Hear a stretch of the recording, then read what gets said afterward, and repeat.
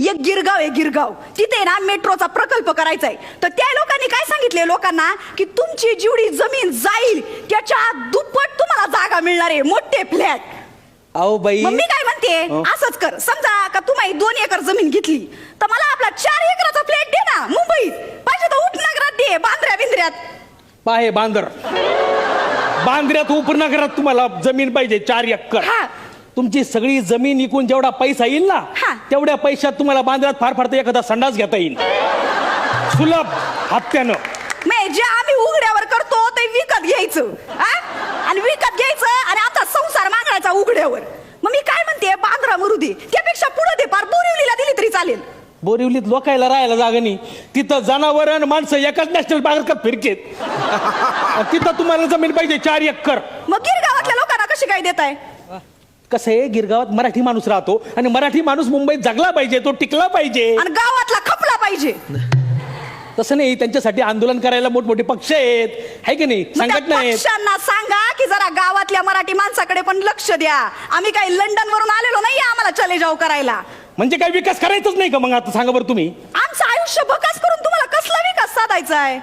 ऐका माझं, जे पैसे मिळतात ते घ्या, नीट गुणानं शहरात जा, तिथं एखादा कामधंदा करा ना. कामधंदा? कसला कामधंदा करायचा सांगा बरं. आता मायाच नवऱ्याचं तुम्हाला सांगते, बी पेरायचं, पीक घ्यायचं आणि बाजारात नेऊन विकायचं, याच्याशिवाय त्याला काहीच येत नाही. शहरात जाऊन तो माणूस काय करणार?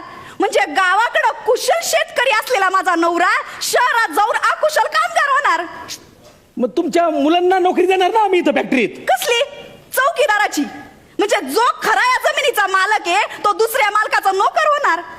मग म्हणजे मग तुमचं म्हणणं काय? तुम्हाला काय पाहिजे मग? मी एक शेवटचं सांगते, पोटात असेल तर घे, नाही तर जाय.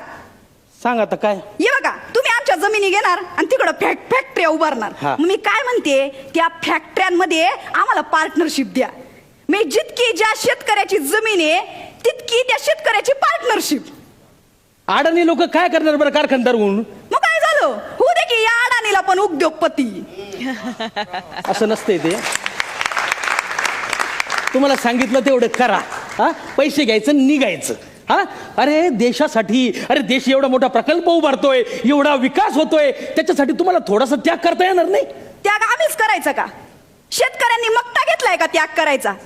तुम्ही शहरातली लोक 11 महिने एखाद्या घरात राहता तर ते भाड्याचं घर सोडताना, टाळ लावताना तुमच्या डोळ्यात पाणी येतं. आणि आमच्या 11 पिढ्या ज्या मातीत घालवल्या त्या आम्ही आनंदाने तुमच्या स्वाधीन करायचं. ते माझं शेत आहे ना, इथंच कुठंतरी माझा जन्म झालाय. आणि ते जे लिंबाचं झाड आहे ना, ते लहानपणापासून लय आवडायचं मला. म्हणून हा जमिनीचा तुकडा माझ्या बापानं मला आंदण म्हणून दिलाय. मेल्यावर पण आपल्या मातीशी नाळ सांगणारी आपली संस्कृती आहे. त्या तिकडे ना माझ्या आजाची समाधी आहे आणि त्याच्या बाजूला बापाची समाधी.